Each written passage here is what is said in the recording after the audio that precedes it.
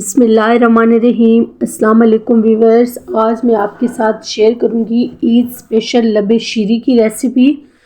इसका टेक्सचर किस कदर क्रीमी बन के रेडी होता है और जेली रेडी करने का सारा तरीका मैं आपसे शेयर करूंगी। जेली रेडी करने के लिए सबसे पहले हमने एक बाउल में पानी ले लेना है और उसको अच्छी तरह से गर्म कर लेना है। जेली तैयार करने का तरीका ये होता है कि जितनी पैकेट में पानी और जेली की क्वांटिटी लिखी होती है उससे आपने पानी थोड़ा सा कम मिकदार में लेना होता है। यानी कि अगर आप एक पैकेट जेली का इस्तेमाल कर रहे हैं और उसके ऊपर 1 गिलास पानी का लिखा हुआ तो आपने 1 के बजाय हाफ गिलास पानी का लेना है। ये एक पूरे पैकेट में मैंने आधा कप पानी का इस्तेमाल किया। पानी को अच्छी तरह से बॉयल आने देना है। उसके बाद जेली को आपने डाल के अच्छी तरह से वहाँ पे मिक्स करना है ताकि जितने भी उसके अंदर क्रिस्टल हैं वो सारे अच्छी तरह से पानी में डिज़ोल्व हो जाए और अच्छी तरह से जेली पानी में हल हो जाए। उसके बाद आपने उसको किसी कंटेनर में, किसी प्लेट में, किसी बाउल में शिफ्ट कर देना है। इसी तरीके से आप सारी जेलीज रेडी कर सकते हैं। जितने भी आपके पास कलरफुल जेली हैं, जो भी फ्लेवर है, सबको रेडी करने का एक ही तरीका है कि पानी की मिकदार जितनी पैकेट के ऊपर लिखी होती है उससे आपने थोड़ा सा कम पानी डालना होता है। यहाँ पे मैं 3 तरह की जेलीज रेडी कर रही हूँ, बनाना फ्लेवर और स्ट्रॉबेरी फ्लेवर और ऑरेंज फ्लेवर की। 3 तरह की जेलीज मैं इस लबी शीरी में यूज़ करूँगी। आप चाहें तो एक ही फ्लेवर की भी यूज़ कर सकते हैं, जितनी आपके पास अवेलेबल हैं, जितनी आपको पसंद है उस तरीके से। उसके बाद आपने इनको कंटेनर्स में निकालते जाना और जब ये रूम टेम्परेचर पे आ जाए इतने तक आपकी जेली रेडी भी हो जाएगी। लेकिन बहुत जल्दी इसको रेडी करने के लिए आप थोड़ी देर इसको फ्रिज में रख दें। फ्रीज़र में नहीं रखनी तो पानी छोड़ देगी। फ्रिज में रख दें, जिस टाइम अच्छी तरह से सेट हो जाए आप इसको क्यूब्स में कट के यूज़ कर सकते हैं। ये देखिए, अब ये जो ऑरेंज फ्लेवर की जेली ये मेरे पास कम थी तो इसका पानी मैंने और ज़्यादा कम लिया। हाफ पैकेट में 1 प्याली पानी मैंने यूज़ किया है।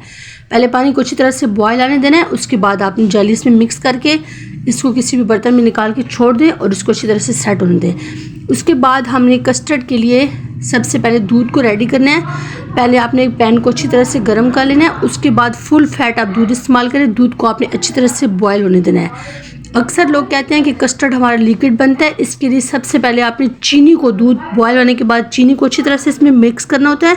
3 से 4 मिनट के बाद आपने कस्टर्ड डालना होता है। पानी में दूध में अच्छी तरह से बॉयल आने लग गया है। 5 कप दूध में मैं 1 कप चीनी का इस्तेमाल कर रही हूँ, क्योंकि वैसे तो 5 कप में 1/4 कप चीनी यूज़ होती है, लेकिन बाद में इसमें हमने सवैयाँ भी ऐड करनी है तो सवैयाँ की हिस्से की चीनी भी हम यहीं पे ऐड करेंगे। यहाँ पे मेरे पास 2 टेबलस्पून भर के वनीला कस्टर्ड है।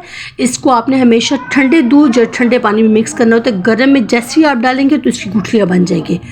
यहाँ पे आपने ठंडा दूध डाल के इसको अच्छी तरह से मिक्स करना है ताकि इसमें कोई भी लम्स ना रहें।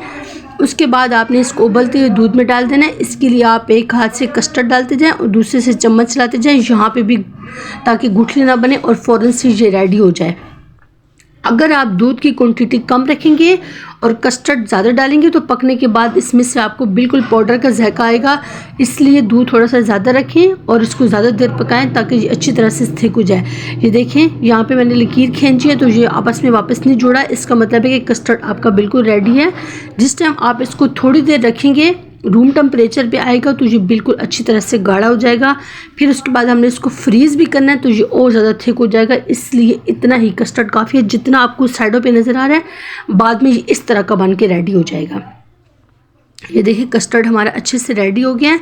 इसका फ्लेम ऑफ करके आपने इसको रूम टेम्परेचर पर रख देना है। जब अच्छी तरह से ठंडा हो जाए उसके बाद आपने इसको फ्रीज़ करना है। अब हमने इसका नेक्स्ट स्टेप सवैयाँ बॉयल करनी है। सवैयाँ बॉयल करने का तरीका ये है कि 1 कप सवैयों में मैंने 5 गिलास भर के पानी डाला है। जब इसको अच्छी तरह से बॉयल आने लग जाएगा उसके बाद 1 कप भर के मैंने इसमें रंगीन सवैयाँ डाली हैं, जिनको मैंने छोटे छोटे टुकड़ों में पीस लिया, यानी कि बिल्कुल बारीक कर लिया। इससे ये जल्दी गाढ़ हो जाएंगी। यहाँ पे भी आपने इनको 80% तक बॉयल करना है, क्योंकि बाद में ये कस्टर्ड में पड़ी रहेंगी तो और ज़्यादा थिक हो जाएंगी। अगर आप यहाँ पे इनको 100% बॉयल कर लेंगे, जिस टाइम आप कस्टर्ड में डालेंगे उसको फ्रिज में रखेंगे तो ये बिल्कुल इनकी जो शेप होगी ख़राब हो जाएगी। इतनी गलानी है कि 80% तक ये सवैयाँ गल जाएं। और इनको गलाने के लिए भी हमेशा आपने उबलते हुए पानी में डालना है। ठंडे पानी में साथ ही सवैयाँ और साथ ही पानी नहीं डाल देना है, वरना इनके अंदर कस्टर्ड पाउडर होता है तो ये बिल्कुल कस्टर्ड की तरह मलीदा बन जाएगा इनका। अब इसको असेंबल करने के लिए हम इसमें फ्रूट्स का भी यूज़ करेंगे और ड्राई फ्रूट्स का भी। जो भी आपके पास फ्रूट्स हैं उनका आप यूज़ करें। अब जेली हमारी अच्छी तरह से सेट हो गई है। इसकी हम कटिंग कर लेंगे। कटिंग आप जिस शेप में आपको पसंद है, क्यूब्स में, लंबाई में, जैसे आपको पसंद है आपने बर्तन के हिसाब से आप कटिंग कर लें। लबे शीरी को हमेशा गहरे बाउल में सर्व किया जाता है या गहरी प्लेट में सर्व किया जाता है, तो इसके लिए छोटे छोटे क्यूब्स में हम इनको कट करेंगे। ये देखिए जेलीज हमारी अच्छे से सेट हो गई हैं, कटिंग से भी आपको पता चल रहा होगा। इसी तरीके से आपने सारी जेलियों की कटिंग कर लेनी है, कुछ आप अभी डाल दें और कुछ आप जो है ना बाद में। और इसका आपने ख्याल सिर्फ ये रखना होता है कि इसमें जो रेड कलर की जेली होती है वो कलर छोड़ती है, उसको आपने तब बाउल में डालना है जब आप सर्विंग बाउल में डालेंगे, यानी कि मेहमानों को सर्व जब करेंगे उसके बाद आपने तब ऊपर ये रेड कलर की जेली डालनी है। अदरवाइज़ आपके सारे कस्टर्ड का कलर ख़राब हो जाएगा अगर रेड जेली आप पहले डाल देंगे। तो सर्विंग के टाइम आप डालेंगे तो ज़्यादा बेस्ट रहेगा। ये एक इसकी अहम टिप थी और बहुत सीक्रेट था जो मैंने आपसे शेयर किया है, इसका आपने बहुत ध्यान रखना है वरना आपकी कस्टर्ड का सारा कलर ख़राब हो जाए। देखिए कस्टर्ड हमारा अच्छे से रेडी हो गया, ठंडा होने के बाद मज़ीद थिक हो गया, इतना ही हमें चाहिए था। असेंबल करने के लिए सबसे पहले आपने बाउल में कस्टर्ड डालना है।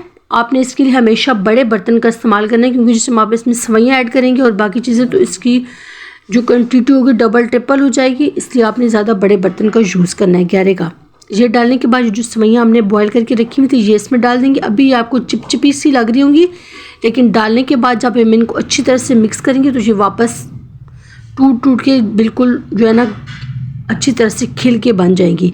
अब उसके बाद इसमें हम फ्रूट्स डालेंगे। फ्रूट्स में मेरे पास एप्पल, ग्रेप्स और बनाना का मैंने यूज़ किया। आप तो फ्रूट डालने से अवॉइड करें तो ज़्यादा अच्छा इसका क्रीमी टेक्सचर होगा। कुछ फ्रूट आप पहले डाल लें और अच्छी तरह से मिक्स कर लें, कुछ गार्निश के लिए रख दें जो कि हम बाद में यूज़ करेंगे। जेली हमेशा आपने आखिरी में इस्तेमाल करनी है क्योंकि ताकि मिक्स करने के दौरान जो हम चम्मच चलाते रहते हैं इससे जेली टूट फूट का शिकार ना हो जाए। फ्रूट्स डाल दिए मैंने इसमें। अब इसमें हम डालेंगे जेलीज़। यहाँ पे ये मेरे पास ऑरेंज फ्लेवर की जेली है, ये डाल देंगे। उसके बाद रेड जेली का हम थोड़ा सा इस्तेमाल करेंगे क्योंकि जो हमारा कस्टर्ड है इसका कलर बहुत लाइट सा है।